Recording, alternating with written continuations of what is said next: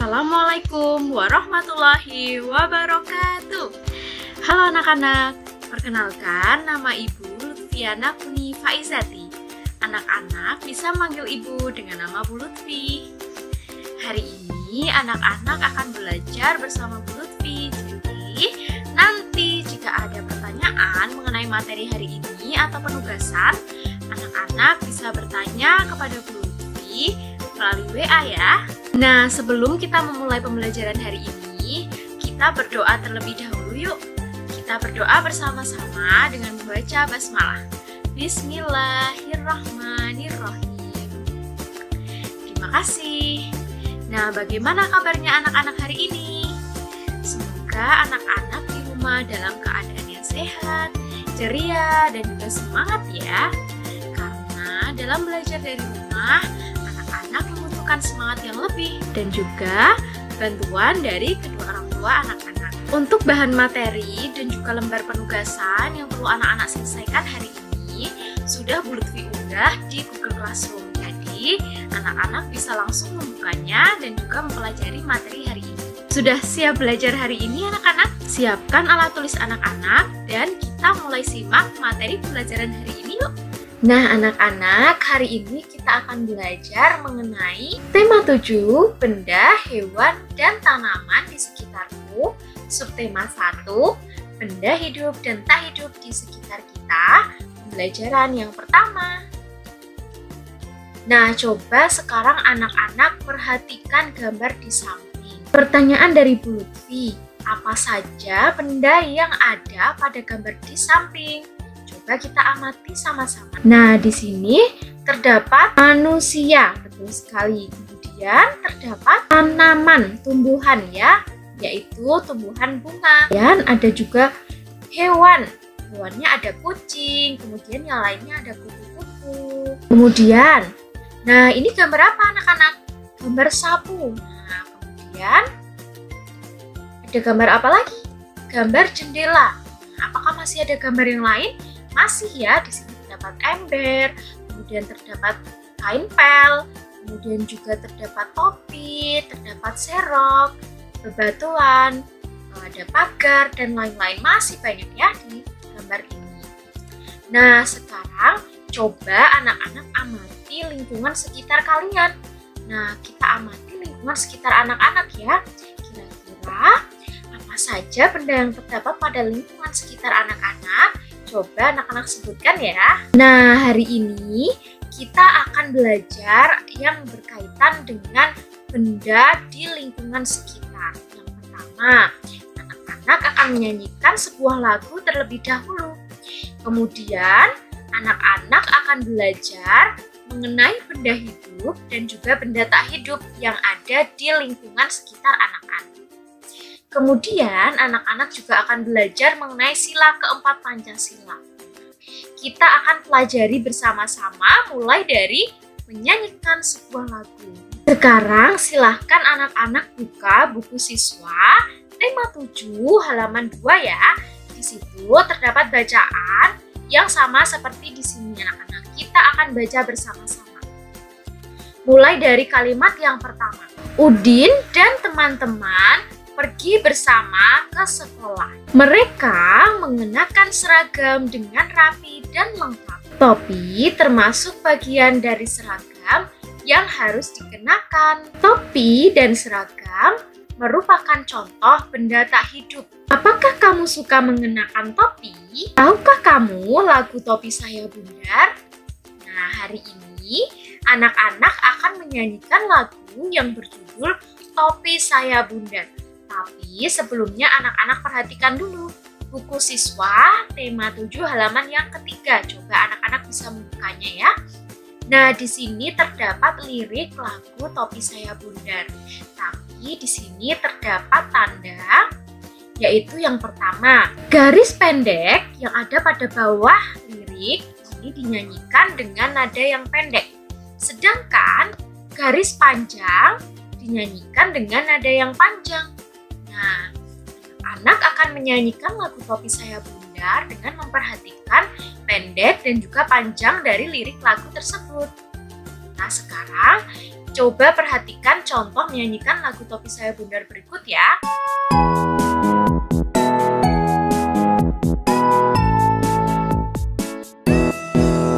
Topi saya bundar, bundar topi saya. Kalau tidak bundar, bukan topi saya.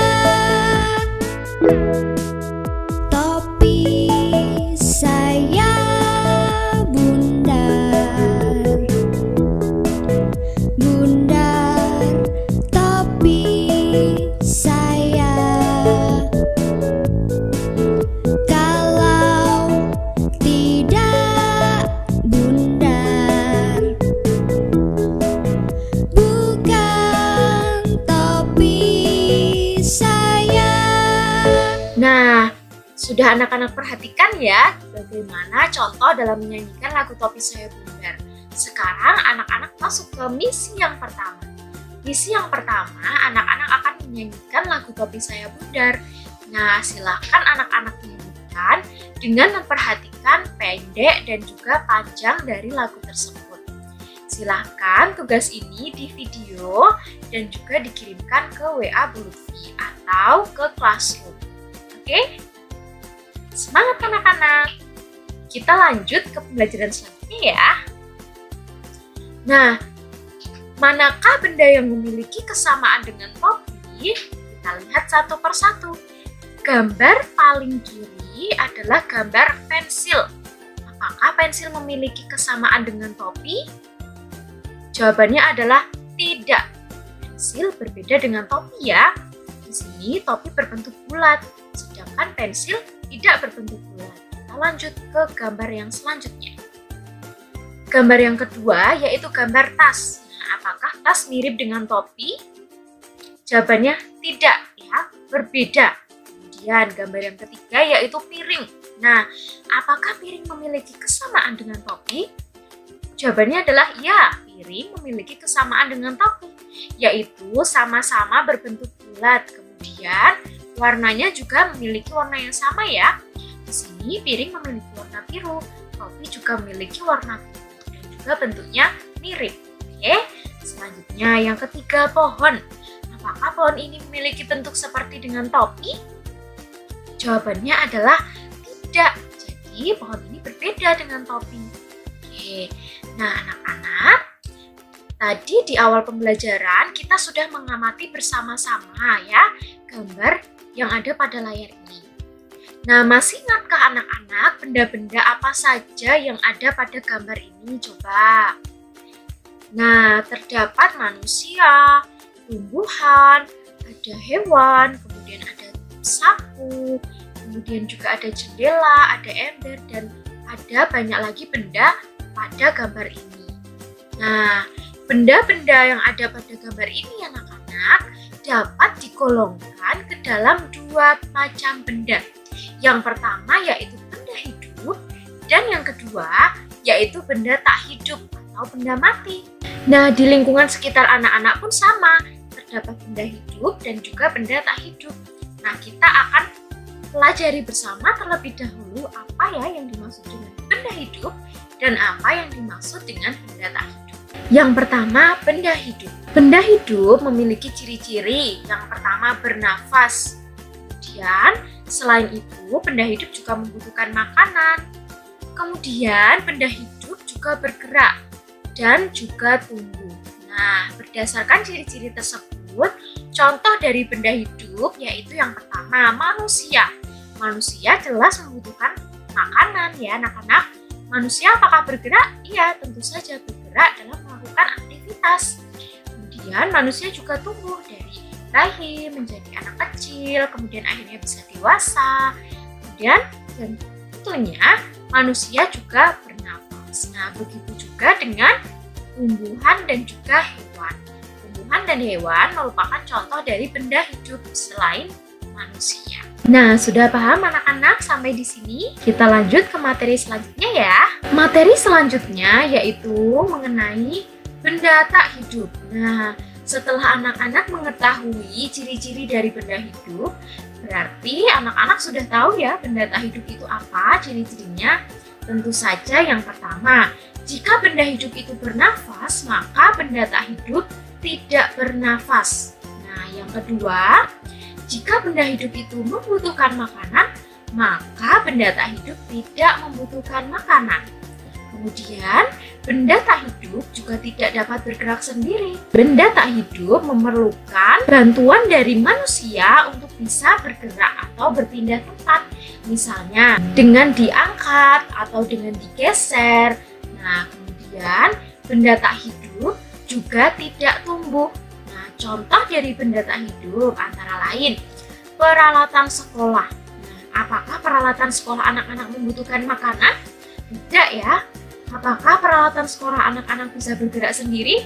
Tentu tidak. Pasti membutuhkan bantuan anak-anak untuk bisa berpindah. Contohnya, anak-anak memasukkan buku ke dalam tas anak-anak. Memerlukan bantuan anak-anak untuk bisa bergerak. Contoh lain meja dan kursi ya.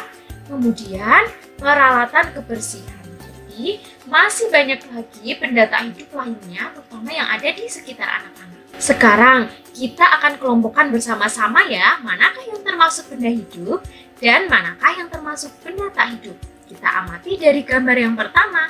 Di sini terdapat gambar gelas ya, gelas berisi air minum. Nah, ini termasuk benda hidup atau benda tak hidup anak-anak? Coba hitung sampai hitungan ketiga ya. 1, 2, 3. Jawabannya adalah termasuk ke dalam benda tak hidup.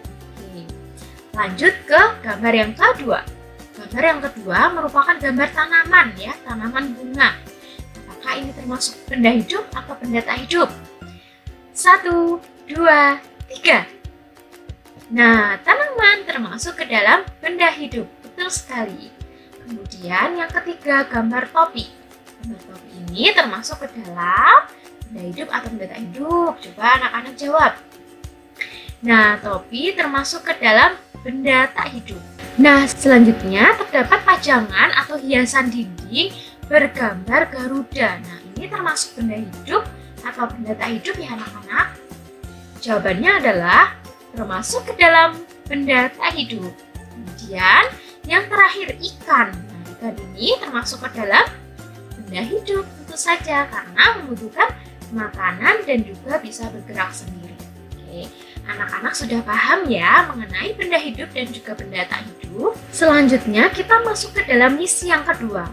Nah, misi yang kedua ini anak-anak silakan mengelompokkan benda-benda yang terdapat pada halaman 5, kemudian dikelompokkan berdasarkan benda hidup maupun benda tak hidup dan ditempelkan di halaman yang ke-7. Jadi halaman 5 ini silahkan anak-anak boleh gunting, kemudian anak-anak tempelkan di halaman yang ke-7. Oke? Setelah itu anak-anak fotokan hasilnya dan dikirimkan ke Bu Lutfi. Nah, sekarang coba anak-anak amati gambar ini. Ini adalah gambar pajangan atau hiasan dinding dengan gambar Garuda Pancasila ya.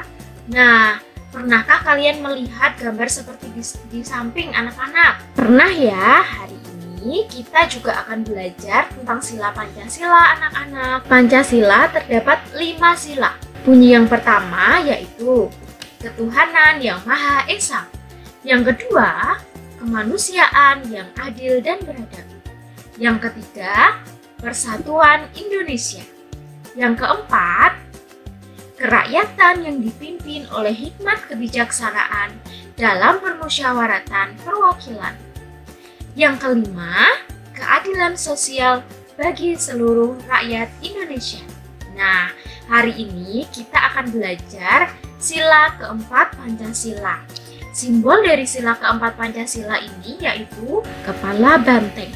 Kemudian, bunyi dari sila keempat Pancasila yaitu kerakyatan yang dipimpin oleh hikmat kebijaksanaan dalam permusyawaratan perwakilan. Nah, anak-anak, selanjutnya pada misi yang ketiga, anak-anak akan menggambarkan simbol dari sila keempat Pancasila. Simbol dari sila keempat Pancasila, kepala banteng. Silahkan anak-anak gambarkan simbol tersebut pada buku tulis anak-anak dan anak-anak tuliskan bagaimana bunyi dari sila keempat Pancasila. Oke? Nah, apa yang sudah kita pelajari hari ini anak-anak? Hari ini kita sudah belajar banyak ya. Kita sudah belajar mengenai menyanyikan lagu Topi Saya Bundar. Kemudian kita juga sudah belajar mengenai benda hidup dan benda tak hidup yang ada di lingkungan sekitar anak-anak. Dan juga kita sudah belajar mengenai sila keempat Pancasila dengan simbol kepala banteng dan juga bagaimana bunyinya anak-anak. Coba kita ucapkan bersama-sama bunyi dari sila keempat Pancasila. Kerakyatan yang dipimpin oleh hikmat kebijaksanaan dalam permusyawaratan perwakilan. Nah, itu yang sudah kita pelajari hari ini. Apakah masih ada materi yang sulit anak-anak? Jika ada materi yang masih sulit, silahkan anak-anak bisa bertanya pada Bu Lutfi melalui WA ya. Nah, setelah ini anak-anak silahkan mengerjakan latihan soal. Terdapat 5 latihan soal pilihan ganda. Nah, ini ada di halaman 4 dan juga 5. Anak-anak kerjakan dan anak-anak tulis jawabannya di buku tugas anak-anak. Kemudian dikumpul di Google Classroom. Nah, bagaimana pembelajaran hari ini anak-anak? Semoga anak-anak bisa semakin paham ya dengan materi hari ini. Jika masih ada materi yang masih bingung, silahkan anak-anak bisa langsung WA ke nomor Bu Lutfi ya. Jangan lupa untuk penugasannya dikerjakan hari ini, oke? Dan dikumpulkan melalui Google Classroom. Jika memiliki kendala dalam mengumpulkan di Google Classroom, anak-anak boleh mengumpulkan melalui WA Bu Lutfi ya. Cukup sekian pembelajaran dari Ibu. Terima kasih, sampai bertemu lagi. Wassalamualaikum warahmatullahi wabarakatuh.